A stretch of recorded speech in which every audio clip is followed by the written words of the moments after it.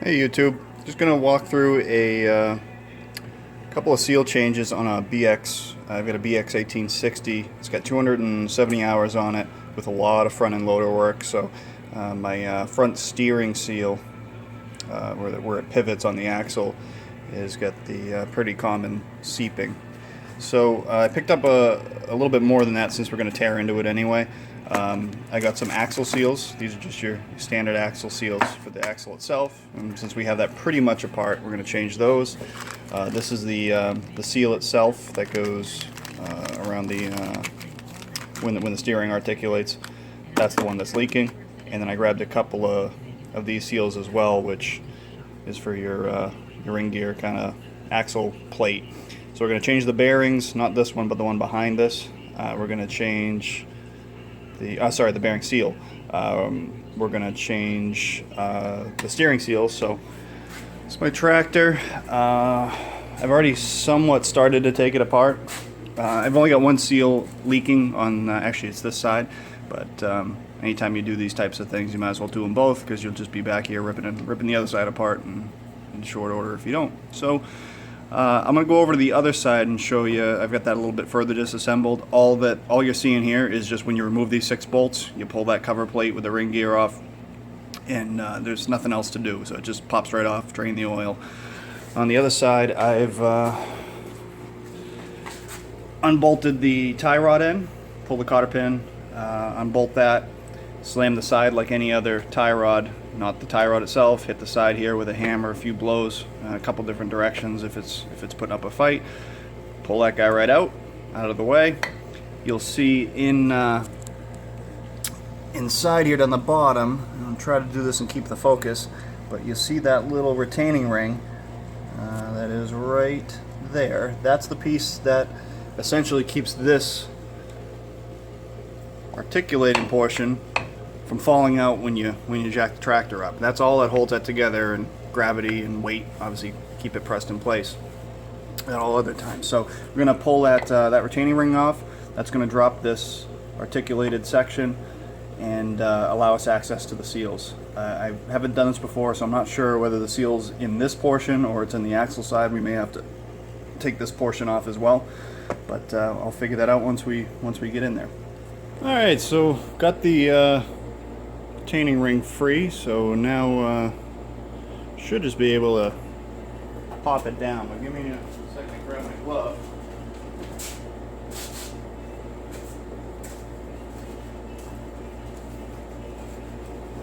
And we'll just give it a couple of taps.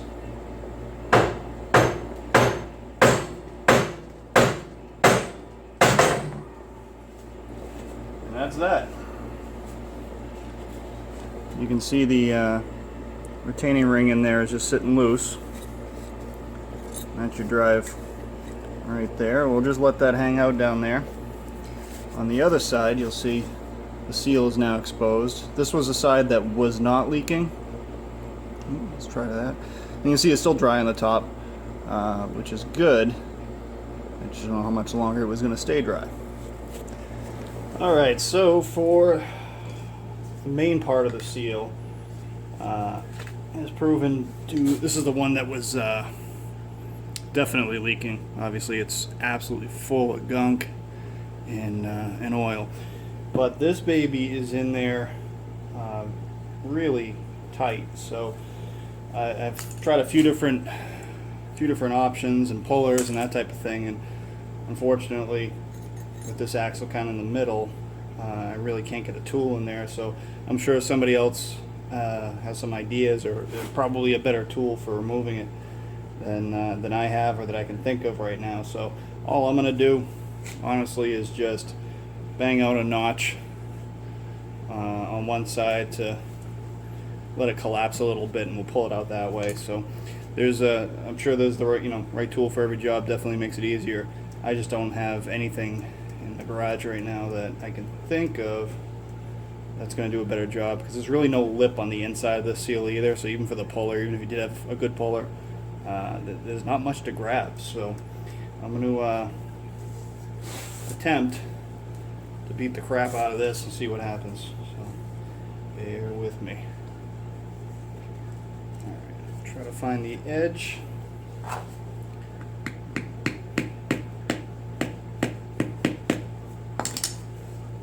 Yeah, it might be. That didn't feel good.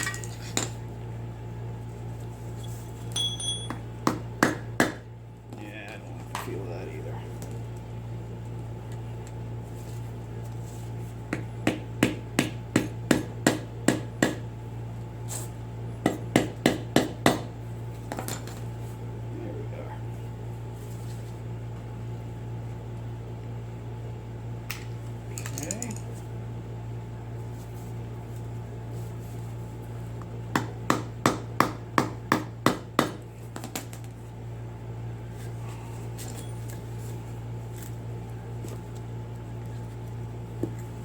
Yeah, this is not what you'd call ideal.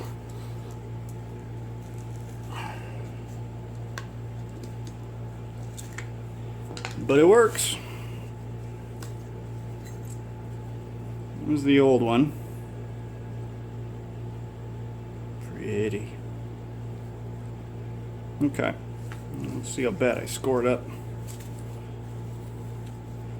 Actually, nothing at all. Well, alright, well that works. Cool. So there's step one. Alright, so now I'm going to take the other part of the seal off the shaft here. And what happens is it's a two-piece seal that comes together.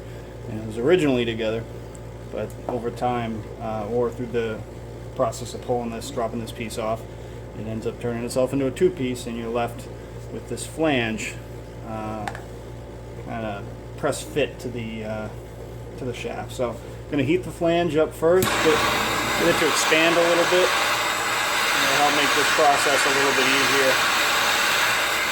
Again, it's not press fit on tight, but it is on tight because of time. So don't take too much heat just to make life a little bit easier. I'm just going to slowly work it back and forth, being careful not to gouge anything as you're doing it. Yeah. I mean, it's a pretty good design. It's going to be, this is a consumable seal no matter which way you cut it because of the constant movement, but I don't think I could think of anything better, but it would be nice if it lasts a little longer than it did. But that's also another good reminder to keep some ballast on the back when you do front end work. And there she goes. Alright, so here's the new seal. And when you buy it, if you look at it quickly, it just looks like a single piece, and it is too. So that pulls apart. This is the section that mounts closest to the tractor side. This is the section that is press fit into that little receiver above the bearing. So what I'm going to do is probably use the old top part of the seal just so I don't damage the new. And I'm going to use that, which I don't have. Hold on one second. So I'm going to use this old one. And I found that I've got a race from another bearing, just a generic bearing race. Actually, this is from 67 Mustang front wheel bearing.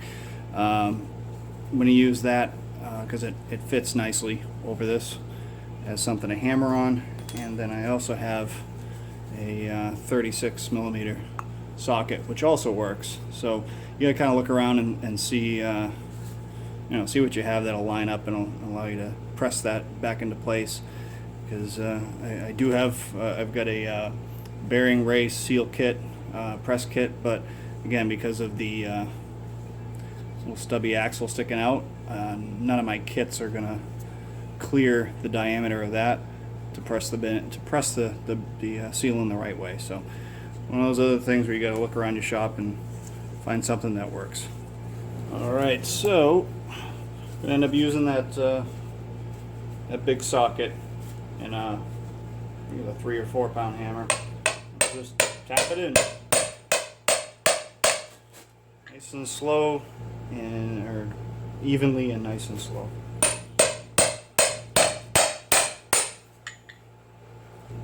Okay, got the seal fully seated in its home. It should be very flush. You'll actually hear the tone of it change as it bottoms out on.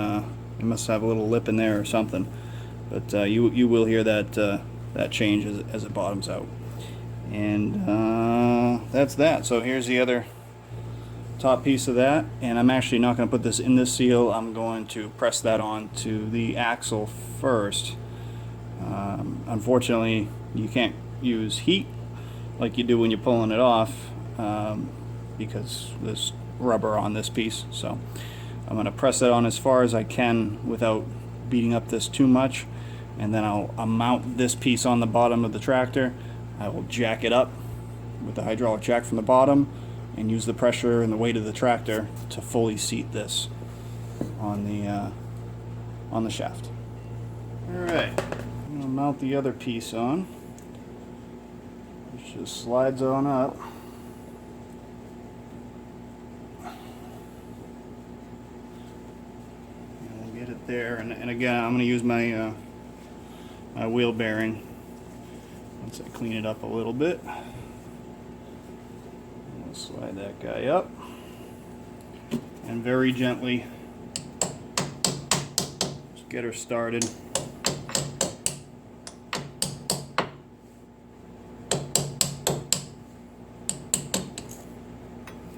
And that's about all I think I want to do with that right now.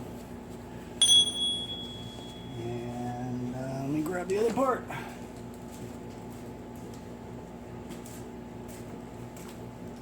So because of some debris and these parts aren't perfectly clean, as you're assembling it, once you're done assembling it, some high pressure compressed air just to blow everything back out and get it clean again.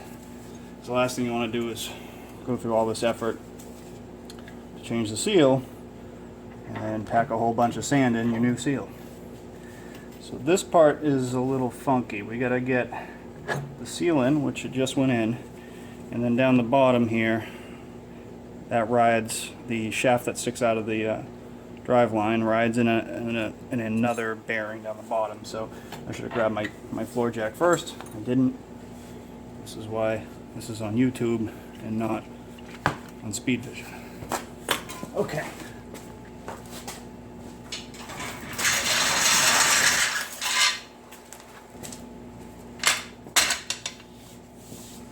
Take two. This guy started. That might have been too much to start. Okay.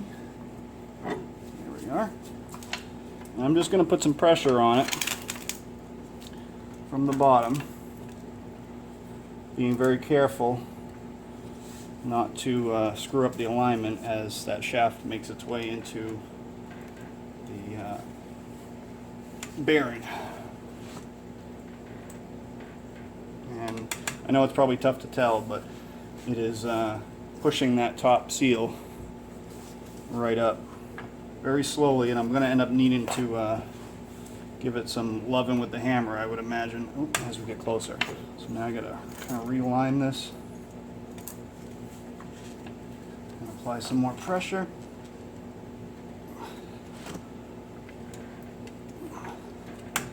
I'm just kind of wiggling it right into its bottom bearing, which it's in now. So now we know we're driving it straight. Just going to keep doing that to make sure I'm driving it straight. Putting a little more pressure on it.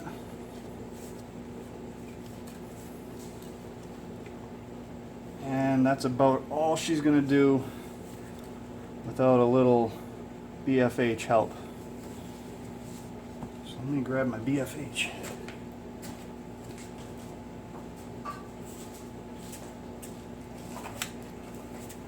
Alright, so what I'm going to do now is, let me move the camera up just a tick.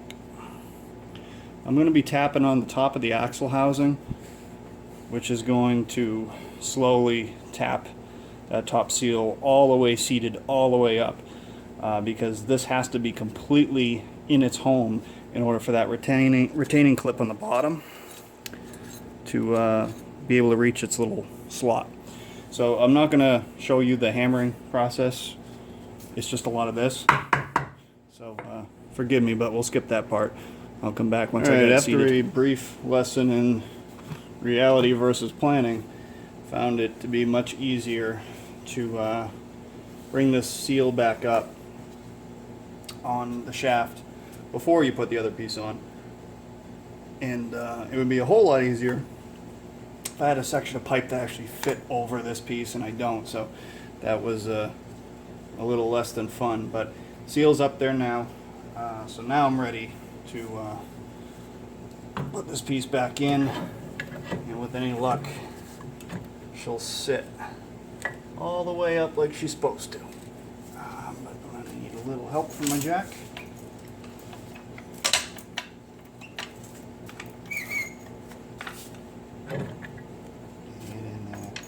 So as you're doing this part, another thing to be kind of mindful of is where your little retaining clip is, because it likes to fall at an angle that would bind it if you were to completely press this into place. So that just needs to sit down kind of flat. Alright, there she goes.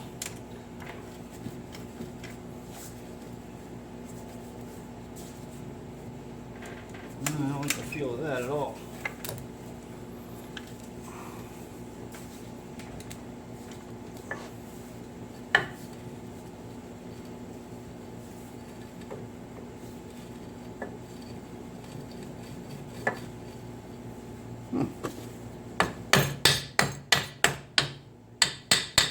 There we go.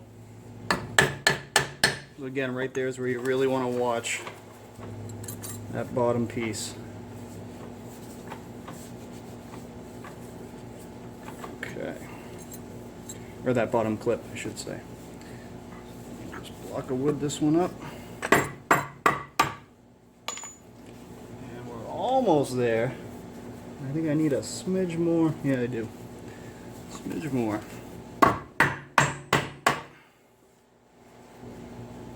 Yeah, I still need a smidge.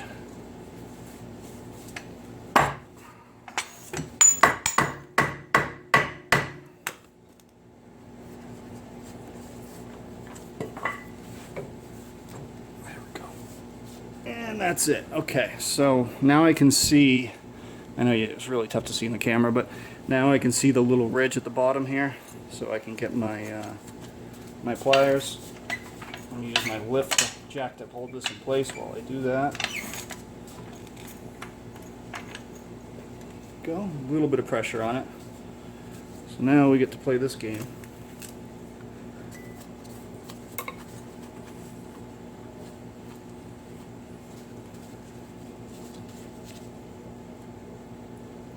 I actually had to modify these to open up wide enough to get this clip, because it's actually a pretty big, well, relatively speaking anyway, for a small tractor.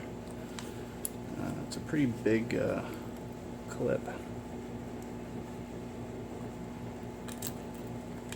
And these things suck.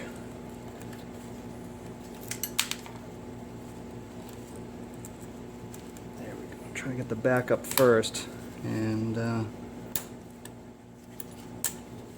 think we're in. So the best way to check if, I know you probably can't see this, but the best way to check if these are in is to lift up on one side, give it a push, kind of rotate it back and forth. That way you know it's fully seated in the channel.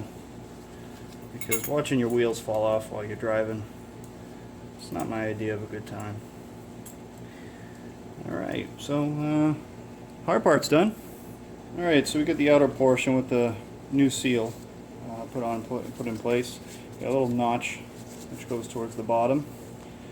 And you just kind of line this up because there's an inner bearing in the gear as well. So you're just kind of meshing that together as you're lining up the bearing. Get these guys started.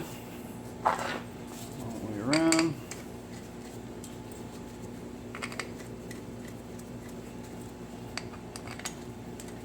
So this job is a little bit more involved than actually I would have thought it was. Certainly doable by your average home mechanic, but not as much fun as I thought it was going to be.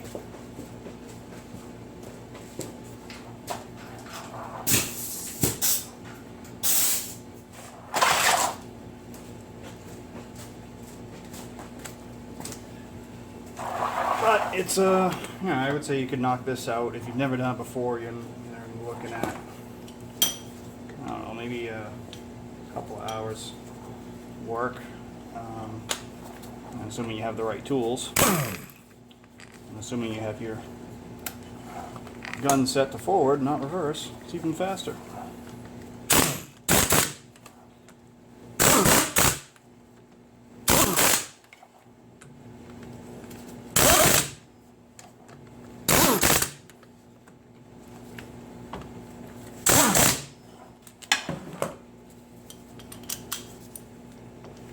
So the last thing is just bolting the wheel up. I'm switching to 80-90 gear oil instead of the UDT. The UDT is obviously very thin, as it needs to be for hydraulic transmission, and this really doesn't even make sense why you would run UDT in this, to be, as far as I can tell. This is just it's your standard gearbox.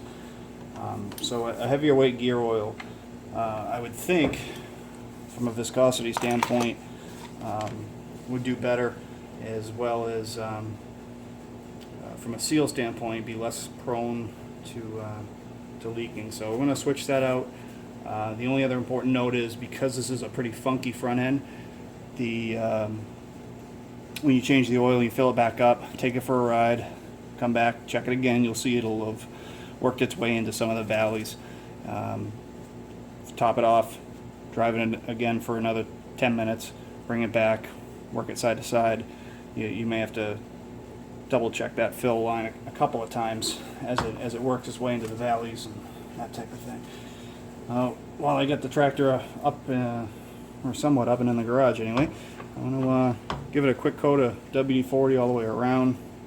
The winters on this thing are pretty harsh, and I bought it in 2013, and so far so good. I'm starting to see a little surface rust popping up in spots, which kind of makes me want to cry, but what are you going to do? It's a working piece of equipment, right? So I think that's about it.